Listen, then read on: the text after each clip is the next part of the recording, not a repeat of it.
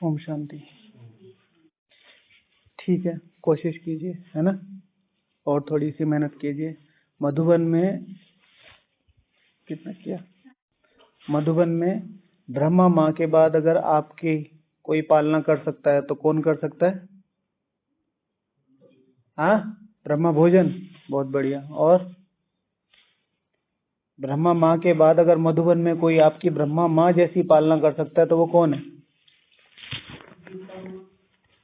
अब गीता माँ कौन है? मुरली। Okay okay. और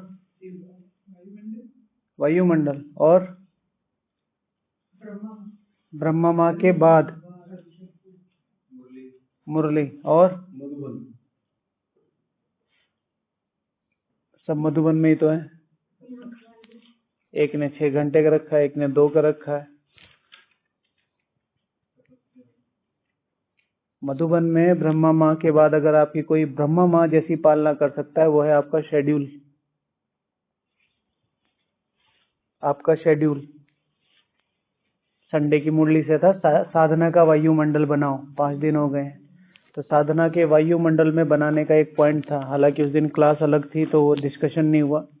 साधना के वायुमंडल का मतलब है, उसमें एक पॉइंट हमने ये लिखा था कि साधना के आप अव्यर्थ आता क्यों है, टाइम वेस्ट होता क्यों है? क्योंकि आप शेड्यूल नहीं रहते। अगर आपके पास शेड्यूल है, आपको पता है मुझे 6 बजे योग में बैठना है, तो कोई कुछ भी कहता रहे, आपको पता है मेरा शेड्यूल है। शेड्यूल मतलब प्लान, प्लान पूरे दिन का प्लान। और वो प्लान जो बाबा ने नहीं, आपने अपना बनाया मधुबन में। बाबा का तो उसके अंदर आपका जो, जैसे कहते हैं ना मेरे दिल में बाबा रहता है, बाबा इतना बड़ा है, वो आपके दिल में कैसे रहता है? तो बेहद की भावना है। इसी तरीके से आपका जो बाबा का शेड्यूल है वो आपके शेड्यूल के दिल में आना चाहिए। मतलब वो तो सारा फॉलो होगा ही होगा, आप कुछ ना कुछ एक्स्ट्रा करें। अमृत वेला है, 1 घंटे बाबा ने बोला, लेकिन बाबा ने कहा है कि 2 से 5 तक अमृत वेला होता है। तो इसका मतलब ये नहीं आपको 2 बजे उठना है। पूरे दिन का शेड्यूल देख के, अपनी हेल्थ देख के जितना उसको खींच सके उतना खींचे। और खास तौर से मधुबन में 15 से 20 मिनट अमृत वेले की बढ़ानी ही चाहिए। 15 मिनट तो एटलीस्ट बढ़ानी ही चाहिए। जैसे 4 से पौने 5 होता है, उसे 4 से 5 करना ही चाहिए। लेकिन 5 बजे आपको सेवा में आना पड़ता है उससे पहले, तो आपको 4 बजे से पहले कोशिश करनी चाहिए, पहला। और दूसरी बात यह है कि इस समय आगे जाने का बहुत ज्यादा चांस है। उस चांस में एक चीज आपको जो आगे ले जा सकती है, और तो सारा दिन कोई नहीं पूछता आपको कितना योग किया, क्या पुरुषार्थ किया, कुछ नहीं पूछ सकता। सिर्फ आपका शेड्यूल और रात को बाबा का चार्ट पूछता है आपसे क्या किया। जहाँ पूछते हैं वहाँ इतने लोग ही बैठे हैं। और ये तो मतलब परिवार है, इसमें पूछना वगैरह नहीं है। ये तो सिर्फ एक निमित्त बनाया तो पूछ लेते हैं। हाँ, मेरे साथ और भी 2 भाई आए थे, वो कहते अंदर नहीं जाना हमने। हाँ, वही जाओ फिर, कोई बात। हाँ हाँ, नहीं कोई बात नहीं, पूछते हैं ना इसलिए। आपने योग का बताया था ना, हाँ, पहले हमारा इतना नहीं लगता था, लेकिन अब ध्यान रहता है हमेशा उन्हें करना। हाँ, कॉन्शियसनेस पहले नहीं रहता था, क्योंकि सारी दुनिया देख रही है आपको। सारी दुनिया बाहर क्या दिखाई दे रही? जो ये कर रहे हैं हम भी वही कर रहे हैं। लेकिन जब सोच को अलग कर दिया, एक आम आदमी, जैसे मैंने कई बार देखा है, जब भी हम किसी बड़े महल में, बड़े घर में जाते हैं, तो जो नॉर्मल व्यक्ति है वो क्या सोचता है कि इतना बड़ा घर बनाने की क्या जरूरत है, 2 लोग 3 लोग 4 लोग ही तो रह रहे हैं। तो राजाओं की सोच को प्रजा समझ नहीं सकती, इसीलिए हर एक शहर में वीआईपी एरिया बिल्कुल अलग होता है। दिल्ली जैसे शहर में बिल्कुल अलग, 10 जनपद रोड, वहां आम आदमी 3-4 लोग खड़े भी नहीं हो सकते, वहां सीआरपी वाले खड़े रहते हैं, क्योंकि वो समझेंगे ही नहीं। इसी तरीके से जो शेड्यूल होता है, एक राजा हमेशा, राजा की सबसे प्राइम वैल्यू क्या होती है? शेड्यूल्ड होता है।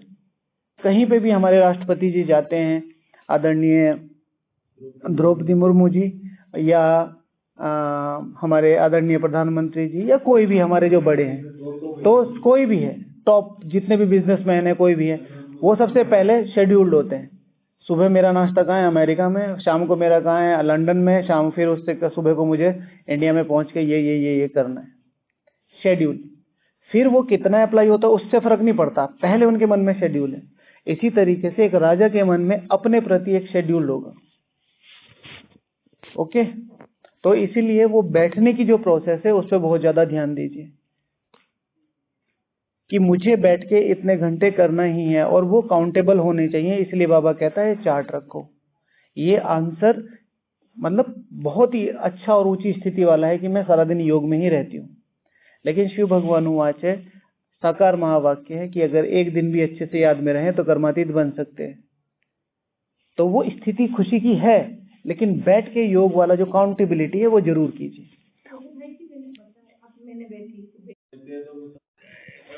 ठीक है।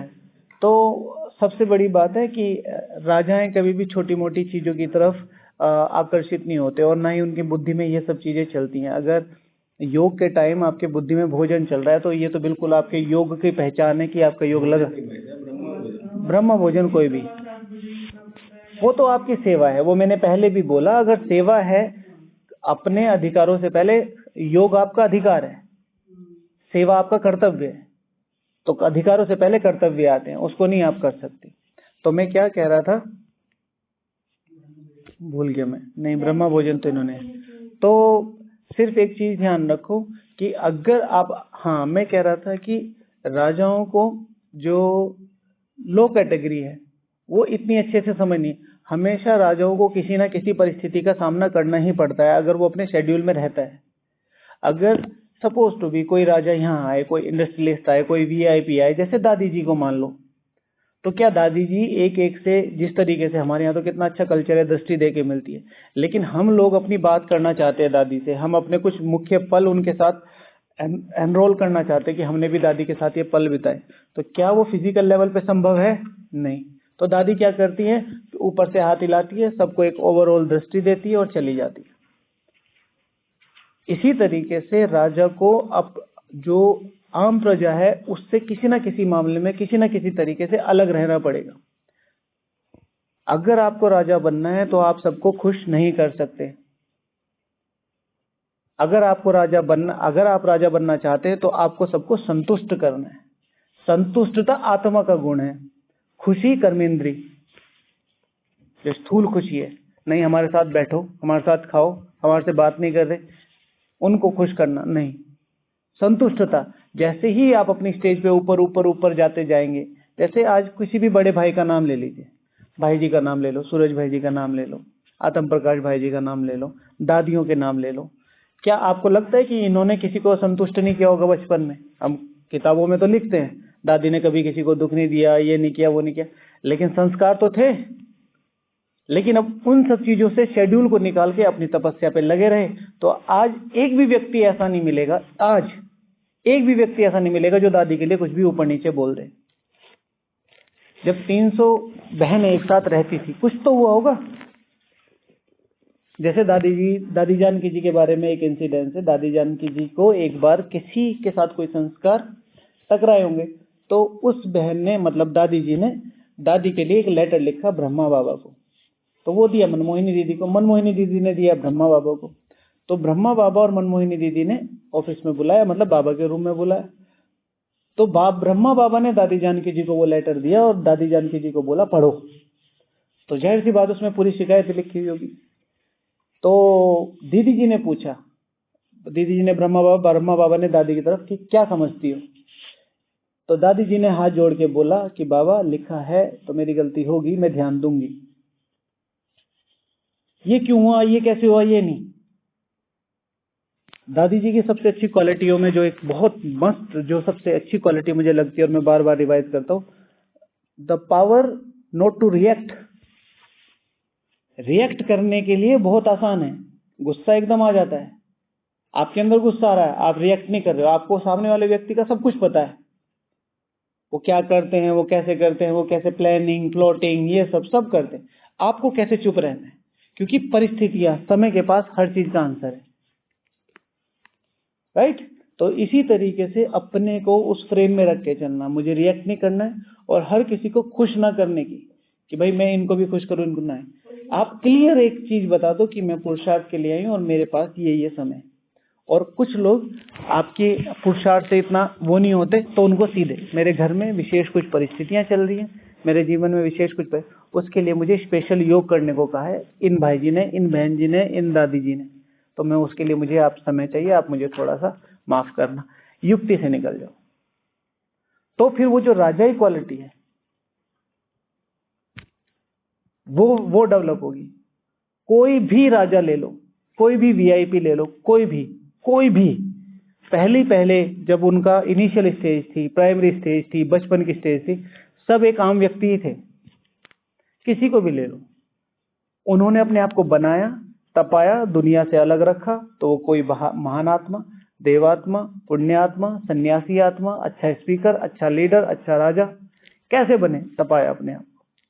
और उस तपाने के समय आपको थोड़ा सा अलग रहना ही पड़ेगा।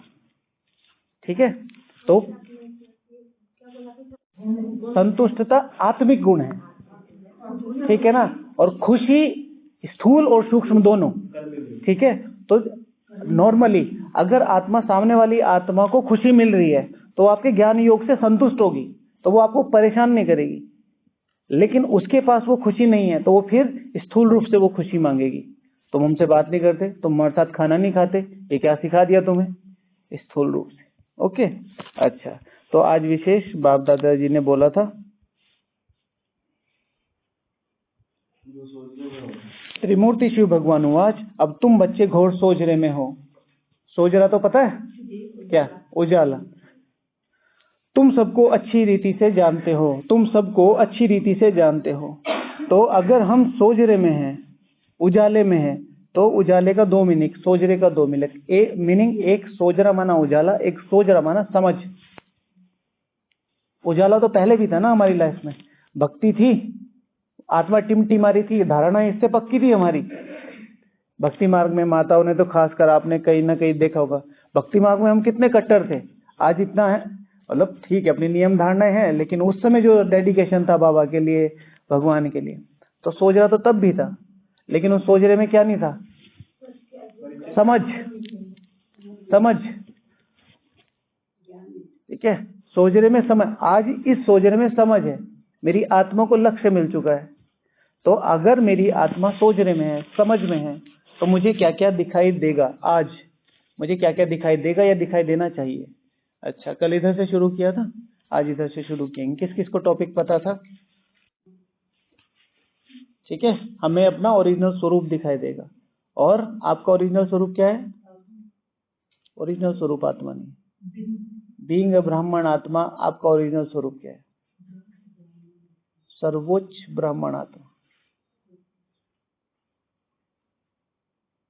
बार बार जो आपको रिवाइज किया जाता है, अपनी आइडेंटिटी से अपना लक्ष्य नहीं हटाना है। अब जैसे माता जी, अभी पहले लिख लो, फिर मैं आपको समझाता हूँ। ये सारी आत्माएं बैठी हैं, आपने कहा कि मैं भी आत्मा हूँ, मेरा ओरिजिनल। अब यहाँ मेरे बराबर में शिव बाबा बैठे हैं, वो कह रहे हैं कि आप में से जिसको विश्व की बादशाही चाहिए हो, वो मेरे बराबर में आके आ जाए। तो आप कौन से स्थान पे उठना पसंद करेंगे? कौन से स्थान पे? पहले इन सबको उठाओगे या पहले अपने आप को उठाओगे? पहले अपने आप को उठाएंगे। तो शिव भगवान हुआ, जैसे ही कोर्स कराया तो सबसे पहले आपको क्या लक्ष्य दिया कि तुम्हें श्री लक्ष्मी श्री नारायण बनना है। इसलिए बाबा कहते हैं समझ कर समझाना है। हमारा तीर क्यों नहीं लगता है? क्योंकि मेरी समझ में ये तो है मैं आत्मा हूँ, पर मेरी समझ में ये नहीं है मैं कौन सी आत्मा हूँ। एनर्जी ज्यादा से कम की तरफ फ्लो होती है।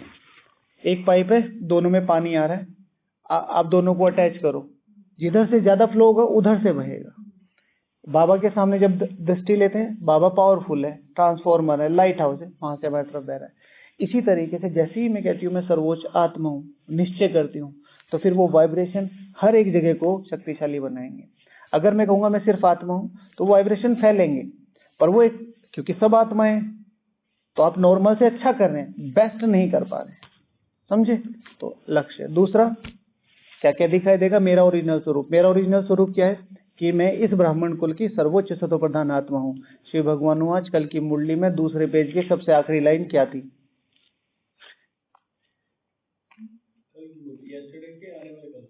यस्टरडे माना जाने वाला, मुरली कल वाली कहाँ आई है अभी? हाँ, कल की मुरली में सोमान दिया था ना बाबा ने इतना ऊंचा, स्वदर्शन चक्रधारी। क्या? एक मिनट बताओ आप। रिवाइज कराया था ना ये 3 बार, बताओ। ये आपका है, इसको भूलना नहीं है, क्योंकि अगर इसको भूल गए तो फिर लक्ष्य से हटे। तुम हो रूहानी, रूहानी, रूहानी स्वदर्शन चक्रधारी ब्राह्मण कुलभूषण, यानी कि ब्राह्मण कुल में भी भूषण माना गहने की तरह हो आप। अब कौन कह रहा है? किसको कह रहा था? तो फिर क्यों भूले? समझे? बस ये यहाँ पे नोट डाउन हो गया, तो यहां आपकी मुरली अप्लाई होगी। समझ रहे हैं? बस इतना करना है। अच्छा माता जी बताओ। ठीक है, अगर मैं सोचने में हूं तो मुझे पता चलेगा कि मेरा हिसाब किताब कौन भोगता है? शरीर भोगता है, आत्मा नहीं भोगती है। शरीर कौन भोगता है? आपका जो हिसाब किताब है शरीर भोगता है या आत्मा भोगती है? तो मन तो आत्मा को ही लगता है। आत्मा को दुख होता है, शरीर को दुख नहीं होता। शरीर के थ्रू आत्मा फील करती है, राइट? शरीर को जो भी बीमारी होती है वो, लेकिन अगर मुझे सोचने में हो तो मुझे ये दिखाई देगा कि मेरा ही हिसाब किताब है, तो उसे बेयर करना, उसको भोगना थोड़ा आसान हो जाएगा। दादाजी ने लिख तो दिया। सही क्या है कि अगर मैं सोचने में हूं तो मुझे ये समय दिखाई देगा, मुझे संगम युग दिखाई देगा। और बाबा ने संगम युग के लिए कल परसों की मुरली में क्या बोला था? Wrong answer. अगर आपको ये भूल गया हाँ कि मैं संगम पर हूँ, रॉन्ग आंसर, सारा ज्ञान हो जाएगा। Wrong answer. आगे बोलो। संगम के लिए बाबा ने क्या बोला था? सब कुछ आंसर तो मैंने दे ही दिया। ये भी चीज को मालूम है वैसे परसों की मुरली में नहीं, शायद उससे पहले का। जब तक डेट नहीं है फिर कोई फायदा नहीं। हाँ जी। संगम में एक समय है जब हम बाबा के साथ रहते हैं। माता जी परसों की मुरली में संगम को लेके क्या बोला था? ये है कल्याणकारी पुरुषोत्तम संगम। पुरुषोत्तम संगम युग, ये है पुरुषोत्तम संगम युग। इसको भूलना नहीं चाहिए, ये तुम्हारी बुद्धि में धारण हो जाना चाहिए। ये समय भी याद रहे तो अवसौभाग्य, अवसौभाग्य नहीं बोला था, सिर्फ इतना, ये तुम्हारी बुद्धि में रहना चाहिए, स्थिर हो जाना चाहिए। हम पुरुषोत्तम संगम युग पे हैं, तो अगर हम सोचने में होंगे तो पुरुषोत्तम संगम युग मुझे दिखाई देगा। फिर क्या होगा? जैसे माता जी ने बताया, मुझे दिखाई देगा मेरा समय क्या है। मधुबर मुझे हमेशा कभी भी इधर उधर खाने पीने घूमने किसी का भी मन करे ना, आप बस एक ही चीज ध्यान रखो कि मैं कितनी मुश्किल से और कितने दिनों बाद यहाँ पहुंची हूँ। अब इसके बाद ही तो आएंगे, पहले तो नहीं आएंगे। तो इसके बाद मेरी परिस्थिति, मेरा शरीर, मेरा धन, मेरी दीदी, मेरा परिवार, ये वातावरण दुनिया का क्या सहयोग दे पाएगा कि नहीं दे पाएगा? सब कुछ अनप्रिडिक्टेबल है ना, एक सेकंड भी नहीं लगता सब कुछ इधर उधर होने में। तो इसका कितना फायदा उठाना चाहिए, कितना फायदा उठाना चाहिए। और शिव भगवान वाचे 7 दिन में 12 मास की कमाई कर सकते हो, तो फिर उतना ऐसे वेस्ट नहीं करना चाहिए ना कि भाई आप 7 रुपए में आपको 365 रुपए की चीज मिल रही है, तो आप क्या कहोगे? एक की जगह 2 ले लें, कहेंगे ना? कोई भी बाबा का झंडा है, बाबा की ट्रांसलाइट है, उस पर लिखा हुआ 10,000 रुपए, लेकिन माता जी आपके लिए 10 रुपए में, क्योंकि भाई जी 2 ले जाऊं, भले हाँ 4 भी ले सकते हैं, तो कितना फायदा उठाना चाहिए। अब हम बात करते रहते हैं संगम युग संगम युग से, लेकिन भूलना नहीं चाहिए एक एक समय हमारा कितना इंपॉर्टेंट है। जैसे माता जी ने कहा ना, कितना अच्छा है कि जो सेवा कर रहे हैं उसमें भी साइलेंस, तो वो यूटिलाइज होगा। उसे योग के चार्ट में नहीं लिखना, जमा तो आपका हो ही गया ना, योग का चार्ट अपना बैठ के जितना बढ़ सके, है ना? ओके, और कुछ माता जी? देखिए अगर मैं सोचने में हूं तो मुझे हर जगह स्व दिखाई देगा। इस ब्राह्मण कुल का मैं भूषण हूं, इस ब्राह्मण कुल की मैं जिम्मेवारी हूं, ये ब्राह्मण परिवार की रिस्पॉन्सिबिलिटी मेरे पे है, इस ब्राह्मण परिवार के लिए मुझे ये करना है। लोगों के परसेप्शन, लोगों का कमेंट, लोगों की राय मेरे ऊपर काम नहीं करेगी। मैंने आपको पहले भी बताया, फिर से रिवाइज कर देता हूं, आपको आपके अलावा सिर्फ भगवान जानता है, बाकी सब प्रेडिक्ट कर रहे हैं। ये माता अच्छी नहीं है, ये अच्छी है, ये बहुत बात करती है, नहीं करती है, ये चुप रहती है, चुप नहीं रहती है, ये अमृत वेला करती है, ये नहीं करती है, ये करता है, ये नहीं करता है, सब प्रेडिक्ट कर रहे हैं। किसी को नहीं पता आपके मन में या कल कितना सेवा करिए, आपके शरीर की हालत कैसी है, और उठा नहीं जा रहा तब भी आप लेटे लेटे वो जो रूम में बैठा व्यक्ति है उससे ज्यादा कनेक्टिंग फील कर रहे हो, क्योंकि आपने अपना 100% देके अपने शरीर के बारे में ना सोच के भगवान से कनेक्ट कर रखा है। तो जानता कौन है? आप जानते हो या भगवान जानता है? मैंने देख लिया माता जी सो रही है, अच्छा ये तो अमृत वेला ही नहीं करती, और पता चल रहा है जितना मैं 2 घंटे में नहीं करके आया इतना आप 2 मिनट में किए बैठे हो, राइट? तो क्या दिखाई देगा? अपस्व दिखाई देगा। तो किसी की भी बात का, किसी के भी कमेंट का, किसी के भी राय का बुरा नहीं मानना है। कोई बात नहीं भाई जी, ध्यान देंगे, है ना जी। मेरी आदि रत्नों का त्याग और तपस्या दिखाई देगी। हाँ, मुझे अपना इतिहास दिखाई देगा। हमेशा कहते हैं ना भाई, मैं अपने पापा मम्मी के लिए कुछ करना चाहता हूँ, मैं अपने पापा मम्मी के लिए ये करना चाहता हूँ। क्यों? क्योंकि उन्होंने देखा है कि उन्होंने आपके लिए कितना स्ट्रगल किया है। हम यहाँ अपने इतिहास से कनेक्ट नहीं हो रहे, हम अपनी दादियों को नहीं देख रहे, हम अपने दादाओं को नहीं देख रहे, आधों को तो नाम ही नहीं पता। चलो नाम पता होना इतना जरूरी नहीं, लेकिन उनके बारे में जानना तो चाहिए उन्होंने क्या क्या किया है। आप उनकी कमाई खा रहे हो, ये यज्ञ ऐसा थोड़ा ही था, ठीक है? 89 में जाके हमारे पांडव भवन में फर्श पड़ा है बीच में, फर्श नहीं तो वो रखी रहती, ईंटें रखी रहती है ना गांव में उस पे चल चल के पूरा तालाब बन जाता था। वो शांति स्तंभ पे पानी भर जाता था, वो रूम सारे टपकते थे। बाबा कहते हैं मैं तुम्हारा चौकीदार हूँ। तो वो चीज अगर हम समझ जाए कि अब हमारी दादियों ने हमारे लिए क्या किया है, वो सोजरा मेरी आंख में आ जाए, मुझे पता चल जाए कि मेरी मम्मी सोई नहीं थी कि कल को ये मधुबन में आएंगे, हमारी दादियां सोई नहीं थी दिन रात कि कल को ये मधुबन में आएंगे तो इनको आराम से नींद मिले, इसलिए उन्होंने रात रात बैठ के तपस्या की। तब मैं तपस्या करूंगी, क्योंकि आने वाली तो बहुत आत्माएं हैं, मुझे भी तो उनके लिए कुछ करना है। जी पुनीत भैया, अगर सोच रहे में है तो भविष्य स्पष्ट दिखाई देगा, हमारा एम एंड ऑब्जेक्ट उस पर क्लियर निश्चय होगा। माता जी आपको तो 2 ही साल हुए आए हुए, आप नहीं बन सकते। आप तो गांव की हैं, आप नहीं बन सकते। आपको तो कुछ आता ही नहीं है, आप नहीं बन सकते। अथॉरिटी से कहते हैं आप नहीं बन सकते, ऐसे नहीं कहेंगे आप नहीं बन सकते, ठीक है? आप तो वहीं भी बैठते ऐसे कहेंगे। और मुझे मेरी आत्मा में ये बिल्कुल क्लियर है कि मुझे मेरा बाबा जानता है, मेरे एफर्ट्स, मेरे पुरुषार्थ को भगवान जानता है, और मैं उस लक्ष्य तक पहुंच कर रखूंगा। तो अपना क्लियर लक्ष्य दिखाई देगा। और सबसे ज्यादा जरूरी, भगवान से ज्यादा जरूरी है आपका अपने लक्ष्य पे निश्चय करना कि ये मुझे बनना ही है, ये मुझे बनना ही है। और उसके लिए जो सबसे आसान तरीका है, निरंतरता। निरंतरता। क्लासेस अच्छी लगती है, मधुबन अच्छा लगता है, सेंटर अच्छे लगते हैं, निरंतर निरंतर क्लासेस अच्छी लगे। मेरा पुरुषार्थ जो मैं निरंतर करता आ रहा हूँ उसमें कितना अप एंड डाउन है, आज गए कल नहीं गया। कुछ चीजें ऐसी होनी चाहिए जहां पर लोग आपका टाइम नोट कर लें। अच्छा माता जी आ गई मतलब 6 बज गए, अच्छा माता जी आ गई मतलब अमृत वेला हो गया। समझे? जो भगवान का है। ओके जी। हाँ,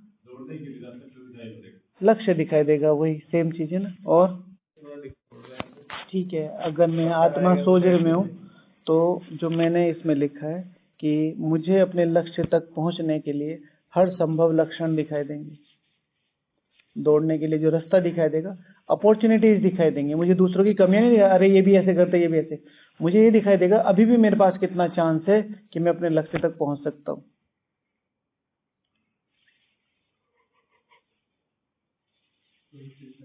अगर मैं सोजरे में हूँ और मुझे ईश्वरीय ज्ञान मिला है और मैं उसके सोच रहा हूँ, तो मुझे पता चलेगा कि मेरी पवित्रता, मेरी पावनता की इस विश्व को कितनी जरूरत है, वो क्लियर दिखाई देगा। मैं अभी भी कई बार आप लोगों को बोलता हूँ कि मैं, हमारे तो कुछ जानने वाले रहते हैं ना बाहर विदेश में, यहाँ पे भी भाई लोग आते रहते हैं जान, ऐसी ऐसी वीडियोस भेजते हैं कि अगर हम आपको दिखा दें तो आपकी रूह कांप जाए। इतना दुख है बाहर, इतना दुख है। मैंने शब्दों में अभी अभी बयान किया था ना थोड़े दिन पहले, इजराइल और गाजा में लड़ाई हो रही है, फिलिस्तीन में, तो वहां पर इतने बम गिरे हैं कि मिट्टी में भी बारूद मिल गए हैं। बारूद जहर होता है, तो लोग मिट्टी खोद के और नीचे से मिट्टी निकाल के वो इस तरीके से अपने बैग में भर रहे हैं जैसे खाना, कि कल को मिट्टी खानी पड़ जाए तो साफ मिट्टी तो हो, कैल्शियम होता है ना। खाने की छोड़ो मिट्टी। ये हालत है दुनिया की। और हम यहाँ क्या खा रहे हैं? ब्रह्मा भोजन। और वो भी ऐसे नहीं कि एक दाल रोटी मिल गई, 2 सब्जियां, एक दाल, फिर चावल, फिर पुलाव, फिर ये, फिर वो। तो उसकी वैल्यू समझ के कि हाँ, और ये हमने कमाया है, ये हमने कमाया है। लेकिन वो अपना कर्तव्य भाव नहीं भूलना चाहिए कि भगवान कितने उससे आप ऐसे अमाउंट में बैठ के ऐसी स्पेंडिंग्स कर सकते हैं इतने रॉयल तरीके से? नहीं हो सकती, पॉसिबल नहीं है। ओके, एक दाल रोटी बनाएगा बस। ज्यादातर जितने भी ब्रह्मा कुमार कुमारियां सिंगल रहते हैं, चाहे सेंटर की बहन सिंगल रहती है, चाहे कुमार सिंगल रहता है, या कुमारी सिंगल रहती है, नौकरी करती है और बाबा की है, 99% अगर वो सिंगल रहते हैं, खाना नहीं बनाते शाम को, दिन में एक टाइम तो बनता ही नहीं। बस बाबा को थाली, बाबा ने एक मुरली में मुझे थाली, हाँ, इंतजार होती है। बस सभी का ही ऐसा है जी। टिंकू भैया, पढ़ाई इस समय अगर मैं सोच रहे में हूं तो मुझे दिखाई देगा यज्ञ को पढ़ाई की कितनी जरूरत है। कल सुबह क्लास में जाएंगे ना, ये क्लास में से उठेंगे, देखना कितने लोग पेन कॉपी लेके बैठे, मुश्किल से 5%। और वो 5% 10% हो सकते हैं, और वो 10% मुरली वाले ही हैं। मुरली के बाद किसी की पेन कॉपी उठती नहीं है, लिखने के लिए छोड़ो, पढ़ने के लिए नहीं उठती है। पूछ लेना जाके किसी से, देख लो आसपास, आप तो इस वातावरण में हो, कितने लोग लिख रहे हैं बाद में। और जो कोई इक्का दुक्का मिल भी गया ना, तो वो भी मुरली ही नोट कर रहा है। चिंतन तो बहुत दूर की बात है। ये जो पॉइंट्स आप लिख के लाए, तो पढ़ाई क्लियर दिखाई देगी। बाबा चाहता है, शिव भगवान हुआचे अधिकारी का कुछ भी मिस नहीं होगा। आपने अपने को काबिल बनाया तो बाबा कहीं ना कहीं से तो डायरेक्शन देगा ही। तो आपके अंदर वो करेज थी ना, बाबा ने देखा ये कर सकते, तो बाबा ने भेज दिया। ठीक है, तो पढ़ाई। आज तुम मुक्त हुए हो भिखारीपन से, पुजारीपन से। जैसे कि मैंने बताया अभी कि आपको अपने बारे में आप या भगवान जानते हैं, ऐसे भैया ने वो आंसर दिया। मुझे मेरी स्थिति दिखाई देगी, मेरा निश्चय कितना है, मेरी भावनाएं कितनी है, तो क्लियर दिखाई देगी। और उसे और बढ़ाते जाना। जैसे आज बाबा ने कहा ना, वरदान किसको याद है? कितना अच्छा वरदान था। रियलाइजेशन करो। ठीक है ना? क्या करना है? अगर परिवर्तन करना है तो क्या करो? महसूसता की शक्ति को बढ़ाओ। महसूस करो मेरे ऊपर कितना खर्च हो रहा है, मेरे ऊपर भगवान काम कर रहा है, कितना ऊंचा वायुमंडल बना है। आप सब लोग शांतिवन में भी रहते हैं, पांडव भवन में भी रहते हैं, ज्ञान सरोवर में भी रहते हैं। फर्क महसूस होता है कि नहीं होता है? वातावरण का, जमीन आसमान का फर्क महसूस है। और ऐसे वायुमंडल को हम ऐसे ही जाने दें, 1 घंटा भी ऐसे। हाँ, ऐसा वायुमंडल प्रकृति की बिल्कुल गोद में है, चारों तरफ पहाड़ है, हम बीच में एक छोटी सी, किसी इस मोड़ तक किसी को पता नहीं चलता है कि ऐसा कैंपस यहाँ होगा, है ना जी। महसूसता की शक्ति जो है, सोच रहा माना रियलाइजेशन, समझ। तो मुझे किन किन चीजों की समझ होगी, पूरा जो जिससे समझ आ गई। तो ना 3 प्रकार के लोग होते हैं मौन में।